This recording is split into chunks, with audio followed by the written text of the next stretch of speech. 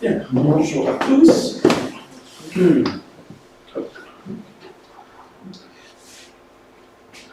Alors, si tu veux, tu envoies l'image. Voilà. Grand est le nom du Seigneur. C'est un peu le titre de la petite série de, si tu veux, sur un deuxième message une autre fois, un autre dimanche. Mais c'est sur Actes chapitre 19. On voit dans ce chapitre-là deux vagues d'opposition. Et aujourd'hui, on va voir la première vague d'opposition et une autre fois la deuxième vague. Et en tout cas, de ces deux vagues d'opposition, il en ressort que grand est le nom du Seigneur. On ne s'est pas concerté avec Chuck, mais les deux premiers chants qu'on a chantés, hein, c'était sur le nom du Seigneur. Et le nom du Seigneur est grand. C'est, en tout cas, après avoir un petit peu étudié ce chapitre 19, on verra que c'est vraiment ça. Alors le sommaire, c'est un peu ça, hein, ce sera Dieu produit des résultats extraordinaires à Éphèse, c'est au début à partir du verset 8. Ensuite, on se posera la question, pourquoi Dieu produit-il cela? Puis on verra des imitateurs inconnus qui viennent se mêler de tout ça, et des vies profondément transformées et des projets à long terme. Voilà. On va commencer à lire dans Actes chapitre 19, donc vous pouvez suivre là ou dans vos Bibles, comme vous voulez. Je ne sais pas si j'ai mis la même version, mais je vais lire maintenant. Paul se rendit ensuite à la synagogue où, pendant 3 mois, il prit la parole avec une grande assurance. Il y parlait du royaume de Dieu et s'efforçait de convaincre ses auditeurs. Mais un certain nombre de Juifs s'endurcissaient et refusaient de se laisser convaincre.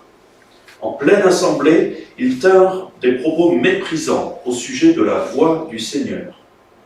Alors Paul se sépara d'eux et prit à part les disciples qu'il continua d'enseigner tous les jours dans l'école d'un nommé Tyrannus.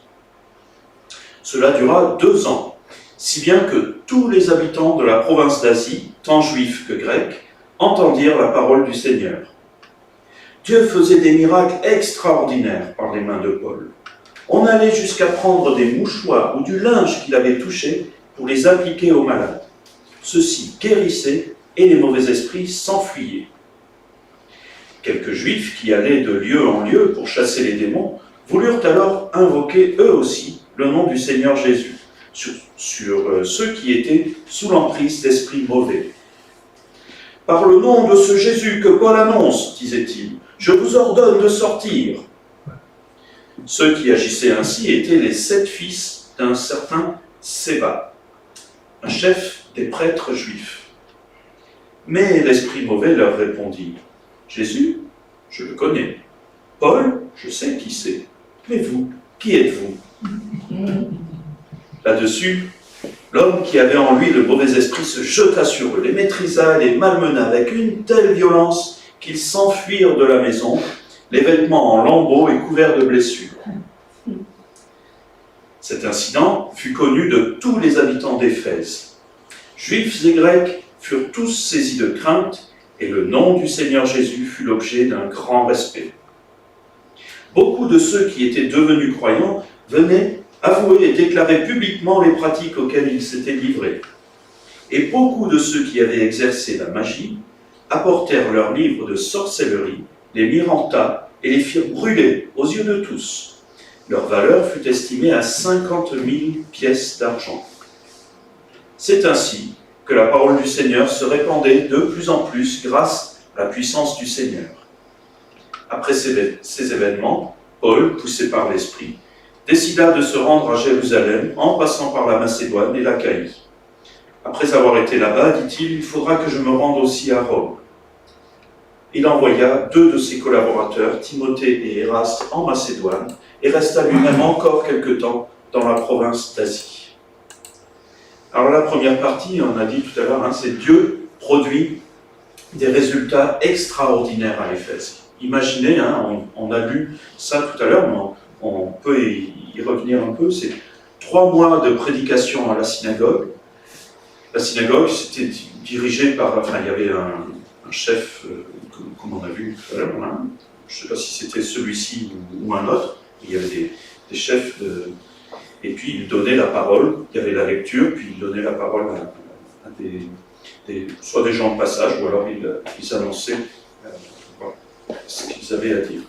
En tout cas, pendant 3 mois, il a l'occasion, je suppose une fois par semaine, de venir et de parler, de présenter, de lire la parole en public et de présenter l'Évangile, d'annoncer la parole du Seigneur. Une belle occasion, hein. Imaginez, on vous donne l'occasion, tiens, allez, pendant 3 mois, c'est toi qui prêches, là, à tel endroit. Donc ça fait 3 fois 4, 12, à peu près 12-15 prédications comme ça. Si c'est pas plus, c'est peut-être des réunions dans la semaine aussi. Alors j'ai lu un peu que les synagogues pouvaient servir d'école aussi pendant la semaine, et après le samedi, ça servait de synagogue. Mais bon, en tout cas, il a cette grande assurance. Il est là, il parle du royaume de Dieu. J'ai noté quand même qu'il s'efforce de convaincre. Hein, parfois on dit, oui, je dis, et puis c'est l'esprit qui convainc. Oui, mais quand même, il faut faire quand même un petit effort pour essayer aussi de dire, mais oui, ici, venez, regardez, que ça marche, A plus B égale, voilà. Il faut essayer après, c'est sûr, évidemment, c'est l'esprit qui convainc. Et nous, on fait nos efforts. Bon, il finit par rencontrer quand même de l'opposition. Hein, c'est pas devenu une église, cette synagogue-là, c'est à Éphèse, hein, tout ça que ça se passe. Éphèse, j'ai oublié de dire, hein, c'est dans l'actuelle Turquie, vous avez en face de la Grèce, là, sous Izmir. Et voilà. Et c'est là qu'il y avait un grand temple. Ce sera dans la prochaine fois, on parlera du temple de Diane ou Artémis à Éphèse aussi. Mais il y avait beaucoup de ces pratiques magiques et de culte à cette Diane-là ou Artémis. Bon. Et donc il y a de l'opposition, hein, parce que finalement, les gens ne veulent pas trop, certains ne veulent pas se laisser convaincre. Et donc, il est dit qu'ils se séparent, hein, au verset, je ne sais plus lequel, 11-12, vers là, ils se séparent et ils se retrouvent. Alors finalement, c'est un peu comme s'il y avait le premier institut biblique qui est fondé, là, hein, chez ce Tyrannus. Et là, cette fois-ci, il est dit que c'est tous les jours que l'enseignement va être donné, et à des gens qui veulent grandir, des disciples, des gens qui veulent avancer, progresser avec le Seigneur. Donc moi, je ne sais pas s'il y a d'autres exemples avant, mais j'ai l'impression que c'est le premier institut biblique chez ce Tyrannus. Voilà. Et le travail, là, se poursuit pendant 2 ans.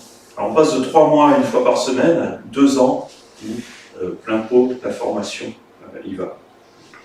Et je suppose qu'ils ont fait des travaux pratiques, puisque le résultat est là.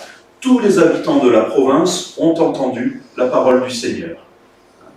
Donc, allez, enseignement et travaux pratiques, allez parler du Seigneur à droite et à gauche, dans toute la province d'Asie mineure. C'est quelque chose de fantastique, ça nous donne le modèle de comment il faut faire. Hein. Et tout ça s'est appuyé par des miracles extraordinaires, il nous est dit, on les a lus, hein. Le simple mouchoir qui sont là, et la personne est guérie. Hein. Des guérisons, il y a des esprits mauvais qui s'enfuient. Oh, ça c'est le mouchoir de Paul, je m'en vais. Mais c'est pas tant ça, mais c'est le poids aussi que les gens mettent. Bon, ça c'était des temps particuliers, hein, le temps des actes des apôtres. Aujourd'hui, vous pouvez avoir le mouchoir de Chuck qui passe, il n'arrivera rien, hein. D'accord? Forcément, vous attraper une maladie peut-être, mais pas être guéri. Je ne veux pas te viser toi, hein. Vous avez compris ce que je veux dire. Alors la question, c'est pourquoi Dieu produit tout cela? Et la réponse, c'est logique. Hein, pourquoi tous ces signes miraculeux? Ce sont les débuts de l'Église. Alors Dieu pourvoit à tout ce qui est nécessaire pour que les débuts de l'Église se passent bien et qu'il y ait tout de suite un bon gros noyau qui ensuite va aller continuer de faire grandir et répandre la parole. Dieu pourvoit ce qui est nécessaire. La grande assurance de Paul ne lui est pas venue parce qu'il a pris des cours de marketing ou je ne sais quoi. Hein. Elle lui est venue parce que le Seigneur la lui donne. Hein. Il est sûr de ce qu'il dit. Lui qui était le plus fervent opposant, le plus zélé contre les chrétiens, il est devenu pile l'inverse. Hein. C'est les plus grands opposants des fois qui deviennent les plus grands. Enfin, Paul en est le grand exemple. Et donc, pourquoi Dieu fait tout ça? Donc, c'est les débuts de l'Église, pour tout ce qui est nécessaire, la grande assurance, les circonstances favorables, hein, 3 mois en public, puis 2 ans tous les jours, et il leur donne tous les signes prodigieux. Et il y a une autre raison qui explique pourquoi Dieu fait cela, et on le revoit avec ce qui arrive ensuite. Hein. Il y a cette histoire de ces imitateurs inconnus, entre guillemets, et on va relire les versets 13 à 17, je ne sais pas si je les ai remis, voilà, 13. Quelques Juifs qui allaient de lieu en lieu pour chasser les démons, voulurent alors invoquer eux aussi le nom du Seigneur Jésus sur ceux qui étaient sous l'emprise d'esprits mauvais. Par le nom de ce Jésus que Paul annonce, disait-il, je vous ordonne de sortir. Ça devait être assez comique. Enfin, si c'était pas si terrible, comique, hein, il y a une pub qui dit ça. Ça serait drôle si c'était pas si grave. On peut parler d'autres choses, d'assurance. Donc il y a des personnes qui sont là, qui s'imaginent qu'ils vont pouvoir apprivoiser ce qu'ils croient être un pouvoir magique de Paul. Hein, donc je prends le mouchoir, je fais ça, je ne sais pas ce qu'ils s'imaginent pouvoir faire. Et ils sont certainement influencés d'une façon ou d'une autre par le culte ambiant, qui est voué à la déesse de la lune, là, à Artémis. Lui, ça serait le culte à Marie, hein, des choses comme ça. Hein. J'ai l'impression que c'est la même chose. Hein. C'est bonnet blanc et blanc bonnet, hein, Artémis, Diane, et puis ce qu'ils font avec Marie aujourd'hui, c'est un peu la même chose. Mais bon, on aura l'occasion de revenir sur cette Artémis ou Diane. Je ne vais pas m'y étendre maintenant. En tout cas, ils pensent, eux, avoir compris le secret. Il faut invoquer le nom du Seigneur Jésus. Et alors, il n'y a rien de mal à ça. Hein. Qui va dire, mais non, il ne faut pas invoquer le nom du Seigneur. Hein, là où ils ont juste, c'est que quiconque invoquera le nom du Seigneur sera sauvé. Hein, Romains 10, 13, c'est le verset suivant. Quiconque invoquera le nom du Seigneur sera sauvé. Alors il suffit de dire Jésus et ça y est. Au nom de Jésus, fais ci, fais ça. Attention, le nom de Jésus, vous avez remarqué que tout tourne autour du nom. Hein. Voilà. Quiconque invoquera le nom du Seigneur, Jésus sera sauvé. Alors, ils ont invoqué le nom du Seigneur, ils ont dit, par ce Jésus que Paul professe, qu'il chasse, toi. Qu'est-ce qui se passe? Moi, dans ma vie de tous les jours, vous savez où je travaille, je rencontre plein de personnes qui sont pleins de Jésus dans la bouche, mais je souffre au quotidien parce que ces mêmes personnes qui viennent vous dire 30 secondes plus tard, Sainte une telle ou la Vierge Marie a pourvu à leurs besoins, a répondu à leur situation critique. Hein, ça c'est... bon. Je ne veux pas citer de personne particulière parce que ça va rester public, ça après, mais voilà. Et 3 minutes plus tard, les mêmes encore, je les vois dans une salle, là, autour d'un café, et qui sont là, elles ouvrent le journal, parce qu'on reçoit le journal sur mon lieu de travail, et elles cherchent quelle page? L'horoscope, bien sûr. Ces personnes-là, ils n'ont rien compris. Ok, bon, c'est bien, tu as dit Jésus, oui, mais le problème c'est qu'après tu dis Marie, après tu dis horoscope, poisson, machin. Tu n'as rien compris. Et alors ces personnes, elles sont parfois sincères. Le problème c'est que la sincérité non plus, ça n'a jamais sauvé personne. Je peux être sincère et puis aller dans le mur. Oui, je suis sincère, je crois que le mur va se partir en poudre quand je vais rentrer dedans en voiture. Non. Tu peux y croire sincèrement, ça n'arrivera pas. Tu fonces dans le mur, tu fonces dans le mur. Okay. Bon, alors pour revenir au fils de Séba dont il est question, dans ce passage, ce qu'ils font, ce n'est pas vraiment invoquer le nom du Seigneur. Ils sont plutôt en train de tenter d'utiliser pour leur propre ventre le nom du Seigneur. Ce qu'ils veulent, c'est peut-être qu'ils font payer leur service, j'en sais rien, c'est pas dit. On va leur mettre ça sur le dos. Mais en tout cas, c'est pas pour la gloire du Seigneur, c'est pas pour le nom du Seigneur qu'ils sont en train d'agir. Ils invoquent le nom du Seigneur, mais en réalité, ils cherchent leur propre intérêt.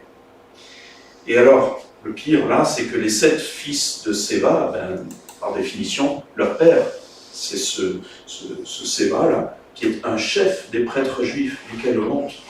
Quelle honte pour cet homme, de sacrificateur là, qui est là. Et je me suis dit, mais c'est pas pour rien que c'est mentionné cette histoire. Pourquoi eux, leur nom, on ne les connaît pas. On n'a même pas besoin de les connaître.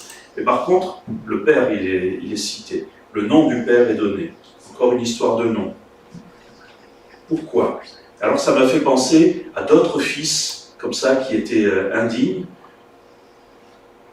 Les fils d'Élie, E-L-I, dans 1 Roi chapitre 2. 1 Samuel chapitre 2, pardon. Les fils d'Élie, donc c'est pas Élie, le Élie avec un E, c'est Élie, E-L-I, celui-là. Donc lui, c'était un sacrificateur, un lévite, un homme de la tribu. Ils s'étaient chargés, c'était leur service de faire ça. Les fils d'Élie étaient des vauriens qui ne se souciaient pas de l'Éternel. En effet, voici comment ils agissaient à l'égard du peuple. Chaque fois que quelqu'un offrait un sacrifice, au moment où la viande cuisait, un de leurs serviteurs arrivait, alors c'est même pas eux, ils envoient le serviteur en plus, arrivait, une fourchette à 3 grands à la main, et il piquait dans la casserole, la marmite, le chaudron ou le pot, et prenait pour le prêtre tout ce que la fourchette ramenait. C'est ainsi qu'il procédait envers tous les Israélites qui venaient à Silo. Et même parfois, avant que l'on fasse brûler la graisse, parce que il fallait que ça brûle, et tout ça, sinon le sacrifice n'était pas reconnu pour agréé. Le serviteur du prêtre arrivait et disait à l'homme qui offrait le sacrifice: « Donne-moi de la viande à rôtir pour le prêtre, car il n'acceptera de toi que de la viande crue. Il ne veut pas de viande cuite. » Si l'offrant objectait, il faut d'abord brûler la graisse, ensuite tu pourras prendre ce que tu voudras. Le serviteur lui répondait: « Tu m'en donnes immédiatement, sinon j'en prends de force. » Le péché de ces jeunes gens était très grave aux yeux de l'Éternel, car ils profanaient les offrandes faites à l'Éternel. Et alors, un peu plus loin, ça va encore plus grave, verset 22, toujours le même chapitre. Élie était très âgé. Il entendait dire comment ses fils agissaient envers les Israélites, et même qu'il couchait avec les femmes qui se rassemblaient à l'entrée de la tente de la rencontre. Donc le tabernacle, quoi. Ils sont là. Imaginez, on arrive et... il leur dit, et alors quelle réponse: « Pourquoi agissez-vous ainsi? J'apprends de tout le peuple votre mauvaise conduite. Cessez donc, mes fils, car ce que j'entends raconter n'est pas beau. Vous détournez de la bonne voie le peuple de l'Éternel. » Si un homme, il les avertit quand même, après, si un homme pêche contre un autre, Dieu est là pour arbitrer, mais si quelqu'un pêche contre l'Éternel lui-même, qui n'interviendra en sa faveur? Mais les fils ne tinrent aucun compte de l'avertissement de leur père, car l'Éternel voulait les faire mourir. Alors ça, c'est encore quelque chose, il y a un jugement sur eux, et leur entendement est carrément obscurci, puisque voilà. Vous avez voulu vous endurcir, et bien moi aussi je vous aveugle, et vous allez continuer, et vous courez à votre mort. Bon, comme il est terrible de voir que de génération en génération, ça n'a pas changé entre le temps d'Élie et le temps de Séba, à ce moment-là.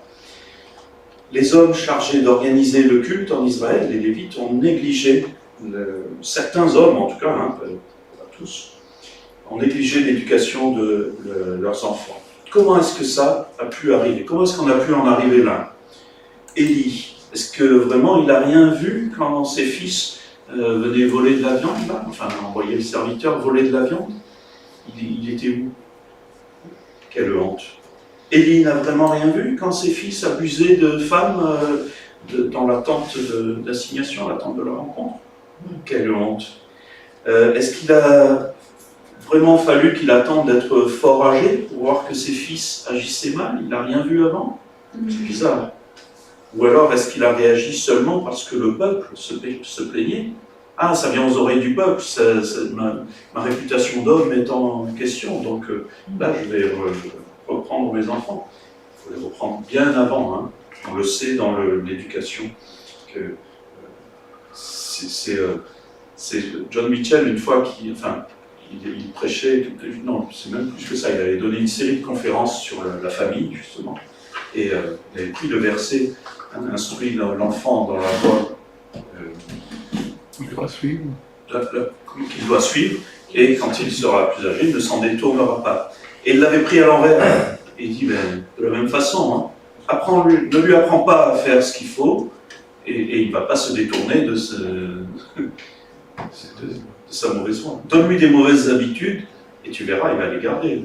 Ça, c'est que le Seigneur qui peut, après, le Seigneur est souverain, il peut tout guérir, il peut tout passer, mais il y a une grosse responsabilité des parents pour les enfants. Et alors, en plus, les parents, les pères là, dans notre texte, déjà les serviteurs de Dieu ont une grosse responsabilité. Il va leur être demandé des comptes au sujet de nous, les brebis. Alors, j'ai plusieurs fois entendu Chuck dire le Seigneur va dire, mais comment tu as géré les brebis du troupeau? Et quand on voit plusieurs exemples comme ceux qu'on a lus là, on voit quand même que le premier ministère de tout serviteur de Dieu, c'est d'abord sa famille, son conjoint, ses enfants. C'est pas facile, personne n'a de leçons à donner à personne. Et puis, à la fin des fins, c'est chaque individu qui fait son choix. Et c'est pas... Voilà. Et même si on fait tout bien, ce qui n'arrive pas, les enfants finissent par faire leur choix. Mais en tout cas, on dit bien qu'on n'est pas chrétien de père en fils, par exemple. J'ai entendu déjà le témoignage d'un pasteur, qui est Peter Knickerbocker, qui il est dans le centre, comment ça s'appelle, le Massif central, voilà. Et donc lui, il dit, mais quand j'étais petit, ça fait partie de son témoignage, il dit que quand j'étais petit, on allait au culte, on ne nous demandait pas mon petit chéri, est-ce que tu veux aller au culte ou je sais pas quoi. Non, c'est on y va, c'est comme ça. Et nos parents, les parents ne les maltraitaient pas ou je ne sais quoi, mais dans notre société d'aujourd'hui, ce serait presque interprété comme ça. Il y a autre chose, c'est par exemple Natalia, là maintenant, ils ne sont plus agréés CAF parce que le temps d'études bibliques, il n'est pas optionnel, il est inclus dans les activités, c'est tout. Et ils disent, mais non, il faut que vous proposiez autre chose en parallèle pour que les enfants puissent choisir Bible ou, je sais pas, travaux manuels par exemple, ou balade, ou je ne sais quoi. Ces pauvres petits choux, il ne faut pas les forcer. Alors, Nathalia a beau dire, mais les parents aussi, et c'est les parents qui les inscrivent pour qu'ils vivent ce programme-là, et tout est clair, machin. Non, terminé, ils sont plus... tous les bons CAF, c'est fini pour eux. Bon, enfin, revenons à notre histoire de Séva, là. Il en demeure que, après 2000 ans, le nom de Séva reste entaché de ça. Séva, il est connu comment? Il a laissé ses 7 fils faire n'importe quoi. Le nom de Élie, le Élie sans eux, 3500 ans ou 4000 ans après, je ne sais pas, il reste entaché d'avoir laissé faire ça. Ces deux-là ont été des mauvais pères. Alors je ne veux surtout pas juger, c'est vraiment pas facile d'être parent. En tout cas, bon, on retrouve ces 7 fils de Séva devant un esprit mauvais qui tient enchaîné un pauvre homme, et le dialogue, là, il est quasiment surréaliste. On l'a lu tout à l'heure, rien qu'en le lisant, ça nous a fait un peu rire. Par le nom de ce Jésus que Paul annonce, alors il essaie d'invoquer le nom. c'est important, le nom, on l'a dit. Je vous ordonne de sortir. Alors lui, Jésus, je le connais, Paul, je sais qui c'est, mais vous, qui êtes-vous? Alors c'est assez révélateur. Le mauvais esprit ne connaît pas ces hommes. Eux ne connaissent pas l'Éternel. La jonction, elle est vite faite. Jésus, oui, il est connu. Le mauvais esprit sait bien qui c'est. Paul, lui, il est connu du mauvais esprit. Satan connaît bien le Seigneur. Satan, les démons et tout ça, ils savent, et ils tremblent. Il s'est rebellé, il a été déchu, Satan. Il connaît bien Dieu, il reconnaît bien quand quelqu'un appartient au Seigneur. C'est ça qu'il faut retenir comme leçon de ce passage-là. Toi, une fois qu'on est converti, qu'on appartient au Seigneur, qu'on est tamponné, enfin, scellé, on est protégé aussi. On change d'identité. Hein. Tout ça semble bien montrer qu'en Christ, nous avons une identité nouvelle. On a ce nouveau nom et cette protection qui va avec. Si ces hommes, les fils de Séba, avaient connu Christ, ils auraient reçu cette nouvelle identité. Ils auraient laissé transparaître au travers d'eux le Seigneur, et le mauvais esprit les aurait reconnus. Il aurait dit, lui, il appartient, lui c'est chrétien, lui c'est à Christ, je ne touche pas. Alors que là, ils n'appartenaient à personne, ceux-là, c'était qu'eux-mêmes, il n'en était rien. Donc, oui, en Christ, on a une nouvelle identité. Nous sommes protégés par son nom. Et une chose à dire à partir de ce moment-là, c'est gloire au nom du Seigneur. Et j'aime bien la fin de cet épisode, au verset 17, puisque « Et le nom du Seigneur », voilà, le nom du Seigneur du Seigneur Jésus fut l'objet d'un grand respect. Encore une fois, gloire au nom du Seigneur. Alors on va voir en contraste, il y a ces vies profondément transformées, les versets 18 à 22, qui nous montrent que, peut-être qu'on peut les relire juste, je ne sais pas s'ils y sont.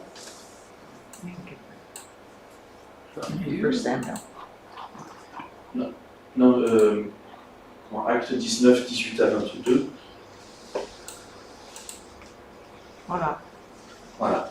Beaucoup de ceux qui étaient devenus croyants venaient avouer, déclarer publiquement les pratiques auxquelles ils s'étaient livrés. Donc, on voit que là, quand on voit sa vie transformée par le Seigneur, on a vu qu'on avait une nouvelle identité en Christ, et là, ceux qui sont là, ils n'hésitent pas à venir publiquement dire « je ne suis plus le même, j'ai changé ». On entend assez souvent Fabrice qui dit « oh là là, vous ne me reconnaîtriez pas ». Plusieurs peuvent le dire. Ça, et d'autres, ne le disent même pas, ça se voit aussi. Dans notre texte, beaucoup de nouveaux croyants viennent avouer publiquement ce qu'ils ont vécu avant. Car oui, il y a un avant et un après quand on devient chrétien. Le fait de devenir chrétien modifie vos habitudes. On a vu bien des gens, du jour au lendemain, ils arrêtent, la drogue, l'alcool, la cigarette, que sais-je, et c'est paf, comme ça, du jour au lendemain. C'est normal, quand on a une nouvelle identité, on n'est plus le même, on n'est plus esclave. Et, en Jean 8, versets 31 à 32, je ne sais pas si je crois pas que je l'ai mis dans le truc, et il dit aux Juifs qui avaient cru en lui, « Si vous demeurez dans ma parole, vous êtes vraiment mes disciples. Vous connaîtrez la vérité, et la vérité vous affranchira. » On est libre par le Seigneur. Le Seigneur nous transforme. Et maintenant, il peut nous utiliser pour transformer aussi la société. Ce qui se passe dans les versets suivants, là, verset, ça devrait être le 19 maintenant. Acte 19, 19. Voilà. Voilà. Et beaucoup de ceux qui avaient exercé la magie apportèrent leurs livres de sorcellerie, les mirent et les firent brûler. Aux yeux de tous, et leur valeur fut estimée à 50 000 pièces d'argent. Donc les gens qui avaient pratiqué la magie viennent en masse jeter leurs livres. Je ne sais pas si vous imaginez, ça s'appelle un auto-da-fé, de brûler des livres comme ça. Ce n'est pas toujours associé à des moments heureux dans l'histoire. Les auto-da-fé, c'est plutôt dramatique. C'est plus souvent communistes qui font brûler en tas les Bibles, là c'est terrible. Pour moi, en tant que professeur, l'idée de brûler un livre, ça me choque. Hein.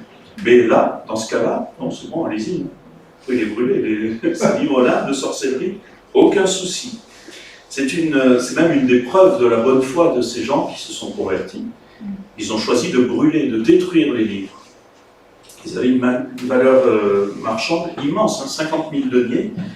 Si j'ai bien suivi ces 50 000, c'est l'équivalent de 50 000 journées de travail de quelqu'un, d'un ouvrier, quoi. Hein, donc j'ai essayé de calculer sur une base du SMIC, et ça représente environ 3 millions d'euros de nos jours. C'est comme si on brûlait 3 millions d'euros de livres de sorcellerie. Hein. C'est plutôt pas mal. Bon, les livres étaient chers, j'imagine. Voilà. En tout cas, les nouveaux chrétiens, ils n'ont pas choisi de se débarrasser de leurs livres en les vendant, par exemple. Ils auraient pu les vendre à leur voisin qui, lui, n'avait pas cru, restait magicien, je ne sais pas quoi. Mais non. Parce que la mauvaise influence de ces livres aurait continué sur les nouveaux propriétaires. Et en étant une nouvelle personne, en ayant cette nouvelle identité, quand on a compris le prix que Jésus a payé sur la croix, on ne peut que vouloir enlever, supprimer ce genre d'objet. Hein, notre frère André est là, il m'a déjà raconté il y a bien longtemps comment tu avais détruit des crucifix, hein, les fois.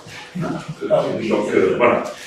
Donc le but, c'est vraiment d'enlever la mauvaise influence que peut avoir ce genre d'objet-là ou ce genre de choses. Le but est de faire régresser un des principaux maux de la société. Il y avait une personne qui s'est convertie une fois, et j'ai entendu son témoignage, et chez lui, il avait des masques africains. Il avait une belle collection de masques africains, c'est super cher, parce qu'ils vont les chercher je ne sais où et tout ça. Et donc, il avait toute cette collection, et puis il se convertit. Vous aussi, vous en avez. Ça vous Pourtant, c'est pas vous que je pensais, hein. C'est vraiment quelqu'un qui a raconté ça. Et bien, du jour au lendemain, après sa conversion, il ne se sentait pas très bien chez lui. Il n'a pas tout de suite fait le lien, mais il ne se sentait pas très bien. Et puis, il a très vite fait le rapprochement avec les masques de sorciers qui traînaient chez lui, marabouts, je ne sais quoi d'autre, et il a décidé de se débarrasser de sa collection. Mais il ne l'a pas vendu. Et il dit non, je ne veux pas que ça aille faire du mal ailleurs, ces trucs-là. Hein, il n'a pas vendu à des amateurs d'art africain, il n'a pas ouvert un musée au Quai Branly, à Paris. Non, non. Il a tout brûlé, il a tout détruit. Et après, il était apaisé, serein, tranquille. Et il n'a jamais eu aucun regret. Voilà. Apparemment, ça nous est arrivé chez nous ici aussi. Voilà. Et le passage fini, les versets 20... on en est à 20, c'est ça? Voilà. C'est ainsi que la parole du Seigneur se répandait de plus en plus grâce à la puissance du Seigneur. C'est surtout pas les hommes là qui peuvent tirer gloire de quoi que ce soit. Gloire au nom du Seigneur. C'est lui qui agit dans tout ça. Verset 21. Après ces événements, donc c'est là qu'on passe au projet à long terme, même si on ne maîtrise pas, si dans 5 secondes on respire encore, hein, voilà. On peut quand même tenter de se projeter, mais en gardant l'humilité de dire je ne sais pas si demain je suis là. Après ces événements, Paul, poussé par l'Esprit, décida, donc quand même poussé par l'Esprit, de se rendre à Jérusalem, en passant par la Macédoine et l'Achaïe. Après avoir été là-bas, il faudra que je me rende aussi à Rome. Donc il a 4 objectifs qu'il a en vue. Hein, donc il est poussé par l'Esprit, la parole doit être annoncée en Macédoine, en Achaïe. Puis il veut retourner à Jérusalem, probablement il veut aller voir les frères, c'est l'église de Jérusalem au départ qu'il avait envoyé. Hein. Et enfin, il faudra qu'il aille à Rome. Donc il se projette dans l'avenir, il est certainement conscient du fait que c'est uniquement le plan du Seigneur qui doit s'accomplir. Mais le verset suivant nous montre qu'il y a un embryon d'organisation, le verset 22, puisque finalement, il envoie 2 de ses collaborateurs, Timothée et Eraste, en Macédoine, donc il s'enlève un objectif de lui, puis il le met à ses collaborateurs. Et resta lui-même encore quelque temps dans la province d'Asie. Enfin, il l'a remplacé par le fait de vouloir rester un petit peu plus finalement dans cette province. C'était pas fini, et on le verra une autre fois, avec la grosse émeute qu'il va y avoir dans la suite du chapitre. Et donc cela nous invite à réfléchir à deux questions importantes. Quel projet à long terme est-ce que nous formons, nous, pour notre service chrétien, puisqu'on est tous appelés à servir? Et quelles décisions est-ce qu'on doit prendre ensuite pour mettre à exécution ce projet? Il faut bien sûr garder toute l'humilité de savoir que, si ça se trouve, demain je suis repris, tout à l'heure. Mais, en tout cas, ça ne nous empêche pas de dire « Seigneur, je suis à ta disposition, qu'est-ce que tu veux que je fasse? Allons-y, faisons des projets. » Il est très important de se dire « Mais je veux glorifier ton nom, je veux que ma vie soit à ta gloire, donc qu'est-ce que tu veux que je fasse ?» C'est ça. Une grande importance à la défense du nom de notre Dieu. Il a un plan parfait pour chacun de nous, et comme on l'a vu, il nous équipe aussi. Il a équipé, il a donné l'assurance, il a donné les bonnes circonstances et tout ça. Il nous donne d'abord une nouvelle identité en Jésus-Christ. Au nom de Jésus, on peut renverser les montagnes. Ensuite, il nous place dans les circonstances qu'il veut, les circonstances idéales. Et le tout, c'est d'en être conscient, d'être obéissant, non pas par crainte du Seigneur, mais parce que nous aimons le nom de notre Seigneur, que nous voulons défendre son beau nom. Voilà, grand est le nom du Seigneur.